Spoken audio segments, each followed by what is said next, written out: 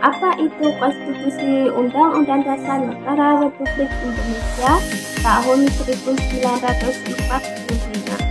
Konstitusi merupakan pernyataan tentang bentuk dan susunan suatu negara yang dipersiapkan sebelum atau sesudah berdiri sebuah negara. Konstitusi merupakan hukum yang paling tinggi serta paling fundamental sifatnya. Konstitusi merupakan sumber legitimasi atau landasan otorisasi bentuk-bentuk hukum atau peraturan perundang-undangan lainnya. Oleh karena itu, konstitusi sebagai hukum tertinggi sebuah negara harus dimaksudkan untuk mencapai dan mewujudkan tujuan tertinggi bernegara. Dalam konteks negara Indonesia, tujuan tertinggi bernegara adalah seperti yang tertuang dalam pembukaan Undang-Undang Dasar Negara Republik Indonesia tahun 1945, yakni 1. Melindungi segenap bangsa Indonesia dan seluruh tumpah darah Indonesia. 2. Memajukan kesejahteraan umum. 3. Mencerdaskan kehidupan bangsa. Dan 4. Ikut melaksanakan konstitusi terbagi menjadi dua macam, yakni konstitusi tertulis dan konstitusi tidak tertulis atau konvensi. Pertama, konstitusi tertulis. Konstitusi tertulis adalah hukum yang tercantum dalam peraturan perundang-undangan negara, baik yang dikodifikasi maupun tidak dikodifikasi. Hukum tertulis dapat diartikan sebagai peraturan atau ketentuan yang disajikan dalam bentuk formal dan tersusun secara sistematis. Hukum tertulis memiliki beberapa ciri, yaitu 1. Aturannya pasti. 2. Mengikat semua orang. 3. Memiliki alat penegak aturan. 4. Dibuat oleh penguasa. 5. Bersifat memaksa. Dan yang terakhir, sanksinya berat. Contoh hukum tertulis di Indonesia antara lain Undang-Undang Dasar Negara 1945, Keputusan Presiden, KUHP, Peraturan Pemerintah, dan Peraturan Daerah. Yang kedua, konstitusi tidak tertulis atau konvensi. Konvensi adalah permufakatan atau kesepakatan terutama mengenai adat, tradisi, dan sebagainya. Konvensi merupakan aturan-aturan dasar yang timbul dan terpelihara atau dilakukan terus-menerus dan berulang-ulang dalam praktik penyelenggaraan negara, tidak bertentangan dengan Undang-Undang Dasar Negara Republik Indonesia tahun 1945 dan pelengkap atau pengisi kekosongan yang timbul dalam praktik penyelenggaraan negara. Contohnya adalah pidato presiden setiap tanggal 16 Agustus. Selain dua macam konstitusi tadi, ada juga konstitusi mengalami beberapa kali perubahan. Salah satu hasil perubahan terhadap Undang-Undang Dasar Negara Republik Indonesia tahun 1945 adalah mengenai sistematikanya. Sebelum amandemen sistematika Undang-Undang Dasar Negara Republik Indonesia tahun 1945 terdiri atas pembukaan, catatan tubuh yang terdiri dari 37 pasal, 16 bab, dan 49 ayat, 4 pasal aturan peralihan, dan 2 ayat aturan tambahan. Setelah amandemen, sistematika Undang-Undang tahun 1945 menjadi pembukaan, tetap 4 alinea, catatan tubuh, 21 bab, 73 pasal dan 210 ayat, 3 pasal aturan peralihan, dan 2 ayat aturan tambahan.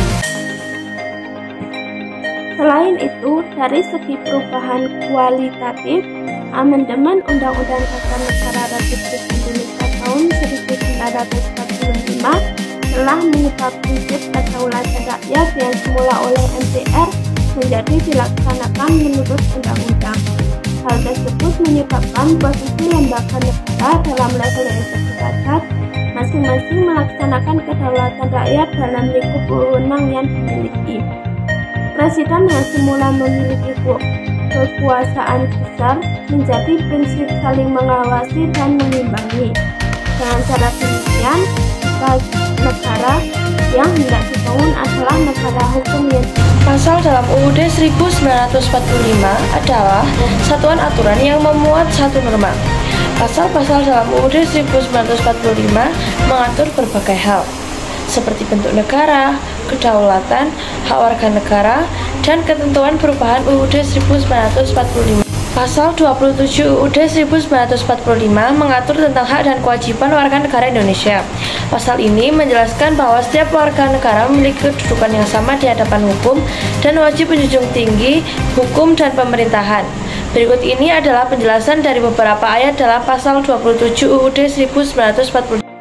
Pasal 27 ayat 1 menjelaskan bahwa setiap warga negara memiliki kedudukan yang sama di hadapan hukum dan wajib menjunjung tinggi hukum dan pemerintahan. Pasal 27 ayat 2 menjelaskan bahwa setiap warga negara berhak atas pekerjaan dan penghidupan yang layak bagi kemanusiaan. Pasal 27 ayat 3 menjelaskan bahwa setiap warga negara berhak dan wajib ikut serta dalam upaya pembelaan negara. Hak dan kewajiban warga negara saling berkaitan. Hak-hak yang diberikan oleh negara harus diimbangi dengan kewajiban yang dijalankan oleh warga negara. Ini adalah pasal 28A sampai 28C Undang-Undang Dasar Negara Republik Indonesia tahun 1945 yang mengatur hak asasi manusia. Pasal 28A, setiap orang berhak untuk hidup serta berhak mempertahankan hidup dan kehidupannya. Pasal 28B ayat 1, setiap orang berhak membentuk keluarga dan melanjutkan keturunan melalui perkawinan yang sah. Pasal 2, setiap anak berhak atas keberlangsungan hidup, tumbuh, dan berkembang, serta berhak atas perlindungan dari kekerasan dan diskriminasi. Pasal 28C ayat 1, setiap orang berhak mengembangkan diri melalui pemenuhan kebutuhan dasarnya, berhak mendapatkan pendidikan dan memperoleh manfaat dari ilmu pengetahuan dan teknologi, seni dan budaya demi meningkatkan kualitas hidupnya dan demi kesejahteraan umat manusia. Ayat kedua, setiap orang berhak untuk memajukan dirinya dan memperjuangkan haknya secara kolektif untuk membangun masyarakat, bangsa, dan negaranya. Pasal 28D ayat 1, setiap orang berhak atas pengakuan, jaminan, perlindungan, dan kepastian hukum yang adil serta perlakuan yang sama di hadapan hukum. Pasal ayat kedua, setiap orang berhak untuk bekerja dan mendapatkan imbalan serta perlakuan yang adil dan layak dalam hubungan kerja. Ayat ketiga, setiap warga negara berhak memperoleh kesempatan yang sama dalam pemerintahan. Yang ayat keempat, setiap orang berhak atas status kewarganegaraan. Pasal 28E ayat 1, setiap orang berhak memeluk agama dan beribadat sesuai agamanya, memilih pendidikan, pengajaran, memilih pekerjaan, memilih kewarganegaraan, memilih tempat tinggal di wilayah negara dan meninggalkannya serta berhak kembali. Ayat kedua, setiap orang berhak atas kebebasannya meyakini kepercayaan, menyatakan pikiran dan sikap sesuai di hati nuraninya. Ayat ketiga, setiap orang berhak atas kebebasan berserikat, berkumpul, dan mengeluarkan pendapat. Pasal 28F, setiap orang berhak untuk berkomunikasi dan memperoleh informasi untuk mengembangkan pribadi dan lingkungan sosialnya, serta berhak untuk mencari, memperoleh, memiliki, menyimpan, mengolah, dan menyampaikan informasi dengan menggunakan segala jenis saluran yang tersedia. Pasal 28G ayat 1, setiap orang berhak atas perlindungan diri pribadi, keluarga, kehormatan, martabat, dan harta benda yang berada di bawah kekuasaannya, serta berhak atas rasa aman dan perlindungan dari ancaman ketakutan untuk berbuat atau tidak berbuat sesuatu yang merupakan hak asasi. Ayat kedua, setiap orang berhak untuk bebas dari penyiksaan dan perlakuan yang merendahkan derajat martabat manusia dan berhak memperoleh suaka politik dari negara lain. Pasal yang ke-28H ayat 1, setiap orang berhak hidup, sejahtera lahir dan batin, bertempat tinggal dan mendapatkan lingkungan hidup yang baik dan sehat, serta berhak memperoleh pelayanan kesehatan. Ayat kedua, setiap orang berhak mendapat kemudahan dan perlakuan khusus untuk memperoleh kesempatan dan manfaat yang sama guna mencapai persamaan dan keadilan. Ayat ketiga, setiap orang berhak atas jaminan sosial yang memungkinkan pengembangan dirinya secara utuh sebagai manusia yang bermartabat. Ayat keempat, setiap orang berhak mempunyai hak milik pribadi dan hak milik tersebut tidak boleh diambil alih secara berwenang-wenangan oleh siapapun. Pasal 28I ayat 1, hak untuk hidup, hak untuk tidak disiksa, hak kemerdekaan pikiran dan hati nurani, hak beragama, hak untuk tidak diperbudak, hak untuk sebagai pribadi di hadapan umum, dan hak untuk tidak tuntut atas dasar hukum yang berlaku surut adalah hak asasi manusia yang tidak dapat dikurangi dalam keadaan apapun. Ayat kedua, setiap orang berhak bebas dari perlakuan yang bersifat diskriminasi atas dasar apapun dan berhak mendapat perlindungan terhadap perlakuan yang bersifat diskriminatif itu. Ayat ketiga, identitas budaya dan hak masyarakat tradisional dihormati selaras dengan perkembangan zaman dan peradaban. Ayat keempat, perlindungan, permajuan, penegak, dan pemenuhan hak asasi manusia adalah tanggung jawab negara, terutama pemerintah.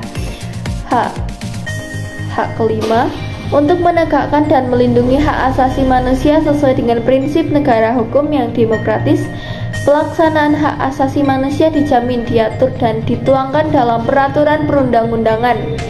Dan yang terakhir, pasal 28C, setiap manusia wajib menghormati hak asasi manusia orang lain dengan tertib, kehidupan bermasyarakat, berbangsa, dan bernegara.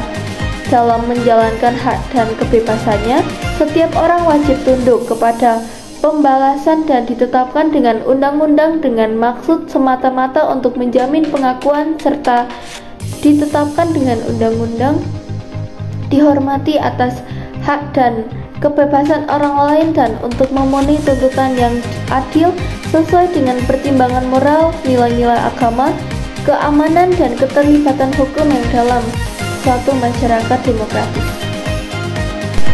Pasal 29 mengatur tentang kebebasan beragama dan beribadah. Pasal 29 ayat 1 menyatakan bahwa negara berdasar atas ketuhanan yang Maha Esa. Pasal 29 ayat 2 menyatakan bahwa negara menjamin kemerdekaan setiap penduduk untuk memeluk agamanya masing-masing dan untuk beribadah menurut agama dan kepercayaannya masing-masing. Pasal 30 1. Bunyi ayat pasal 30 ayat 1. Tiap-tiap warga negara berhak dan wajib ikut serta dalam usaha pertahanan dan keamanan negara. Ayat 30 pasal 2. Usaha pertahanan dan keamanan negara dilaksanakan melalui sistem pertahanan dan keamanan rakyat semesta oleh Tentara Nasional Indonesia dan Kepolisian Negara Indonesia sebagai kekuatan utama dan rakyat sebagai kekuatan pendukung. Bunyi pasal 30 ayat 3. Tentara Nasional Indonesia terdiri atas Angkatan Darat, Angkatan Laut, dan Angkatan Udara sebagai alat negara bertugas mempertahankan, melindungi, dan memelihara keutuhan dan kedaulatan negara. Bunyi pasal 30 ayat 4. Kepolisian Negara Republik Indonesia sebagai alat negara yang menjaga keamanan dan ketertiban masyarakat, bertugas melindungi, mengayomi, melayani masyarakat, serta menegakkan hukum. Pasal 31 adalah tentang hak dan kewajiban warga negara dalam pendidikan, yaitu setiap warga negara berhak mendapatkan pendidikan. Setiap warga negara wajib mengikuti pendidikan dasar dan pemerintah wajib membiayainya. Pemerintah mengusahakan dan menyelenggarakan sistem pendidikan nasional. Negara memprioritaskan anggaran pendidikan. Pemerintah memajukan ilmu pengetahuan dan teknologi. Dan pasal 32 tentang kebudayaan. Negara memajukan kebudayaan nasional Indonesia. Negara menjamin kebebasan masyarakat dalam memelihara dan mengembangkan nilai-nilai budayanya. Negara menghormati dan memelihara bahasa daerah. Pasal 33 ayat 1 Undang-Undang Dasar 1945. Dalam pasal 33 ayat 1 disebutkan jika perekonomian disusun berdasarkan asas kekeluargaan. Artinya, sistem perekonomian yang digunakan dan dikembangkan seharusnya tidak menggunakan asas persaingan dan individualis. Pasal 34 Undang-Undang Dasar 1945 mengatur tentang fakir miskin dan anak terlantar yang menjadi tanggung jawab negara. Dalam buku Bantuan Hukum di Indonesia, Hak untuk Didampingi Penasihat Hukum bagi Semua Warga Negara oleh Frans Hendra Winata disebutkan. Disebabkan hal tersebut, maka dapat dikatakan bahwa bantuan terhadap fakir miskin tak terkecuali bantuan hukum juga merupakan kewajiban negara.